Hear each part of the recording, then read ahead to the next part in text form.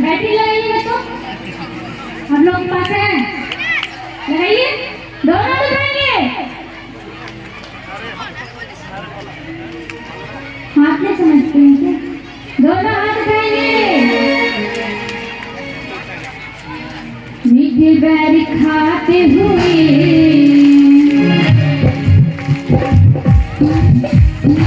मीठे बैर खाते हुए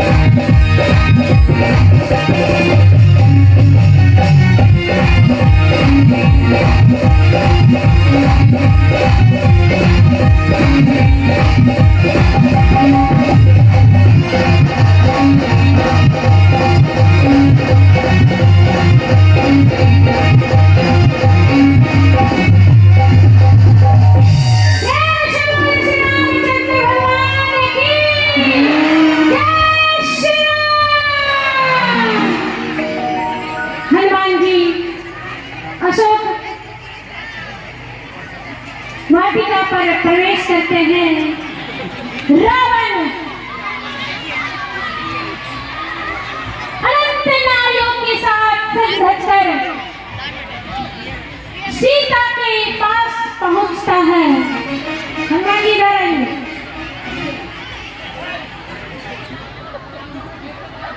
केवल हनुमान जी डरेंगे, जितने भी बानर हैं सभी जिलेंगे। हाँ, यहीं से बैठ कई बार थोड़ा हल्का चलो। रावण सीता जी के पास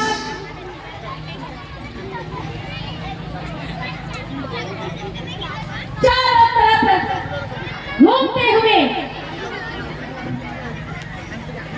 कहता है,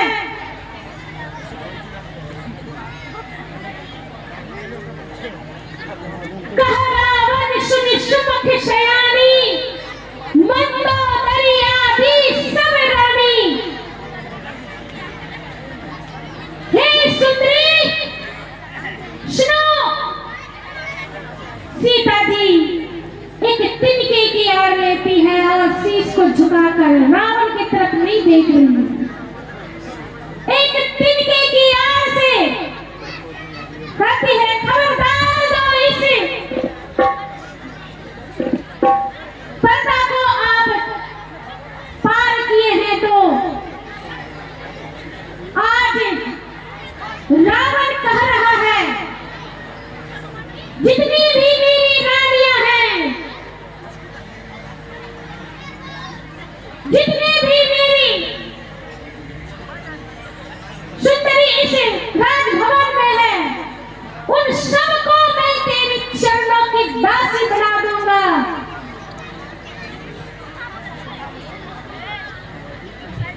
एक बात मेरी ओर देखो,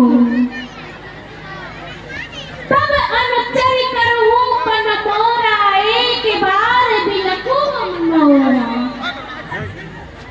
सीता जी कहती है तिनके की आड़ से, त्रिनिधारियों कहती बीबी। और हनुमान जी सारे दृश्य देख रहे थे कि माता सीता को यह दुष्ट रावण डरा रहा है। अभी मैं चाहूं तो उस रावण को मैं मार गिराऊं, लेकिन मैं देखना चाहता हूं कि कहां तक कितना बलशाली है। लेकिन जैसे ही सीता जी रावण को चार चौपाई कहती है, उस चार चौपाई में रावण के जो तेज थे, जो ओज थे, जो आत्मबल थे, जो गुण थे, सब झुलस जाते हैं। क्या थी वो चार चौपाई? त्रिनिधारियों कहती बीबी,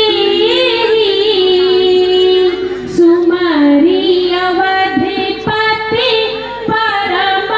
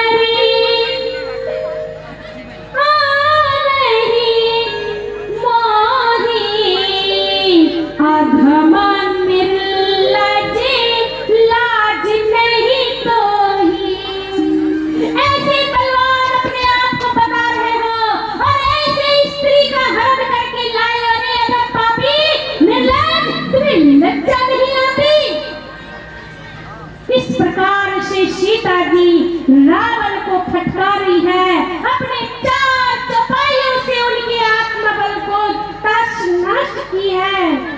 और रावण अपने आप में हार मानता हुआ माथा झुकाता है और अपनी तलवार के बल पर कहता है, दंड नीति का सहारा लेता है, तलवार उठाकर कहता है, सुनो, एक बार से भीतर तुम मेरी ओर नहीं देखोगी ना, इसी तलवार से तुझे मार डालूंगा। यह कहकर रावण वहां से चला जाता है। अब हनुमान जी अशोक वृक्ष पर बैठे बैठे सब लीला देख रहे थे। माता सीता दुखी हो गई, वह सोचने लगी, अब मेरे पास 1 मास का समय है, अगर मैं 1 मास में मेरे रघुनाथ मेरे पास नहीं आए तो मैं शायद इस पापी के हाथों में मर जाऊंगी। इस प्रकार से वह दुखी है। त्रिजटा नाम की राक्षसी आती है और सीता से कहती है, बेटी तुम मुझे अपनी माँ की तरह समझना। त्रिजटा राक्षसों से अलग है, वह सीता जी का देखभाल करती थी अशोक वाटिका में। उसी ने कहा कि मैंने रात में एक स्वप्न देखी, एक बादल आया है और पूरे अशोक वृक्ष को उजाड़ा है। हे सीते, मुझे लगता है वह बादल कोई काल के समान होगा। पता है, मेरे स्वप्न कभी झूठा नहीं होते, सत्य होकर रहता है। हनुमान जी सोच रहे थे कि ये स्वप्न ही जो सीता जी को सुना रही है, स्वप्न की बात मुझे सुना रही है।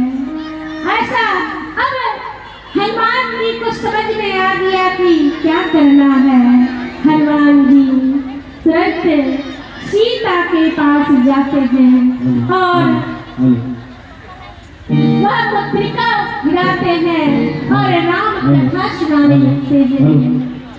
राम कहानी